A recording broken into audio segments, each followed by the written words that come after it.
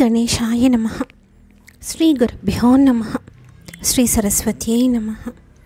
संस्कृतकथा। बुद्धिमान् शिष्यः। काशीनगरे एकः पण्डितः वसति। पण्डितसमीपम् एकः शिष्यः आगच्छति। शिष्यः वदति, आचार्य, विद्याभ्यासार्थम् अहम् आगतः। पण्डितः शिष्य बुद्धिपरीक्षार्थं पृच्छति, वत्स, देव कुत्र अस्ति? शिष्यः वदति, गुरो, देव कुत्र नास्ति। कृपया भवान् एव समाधानं वदतु।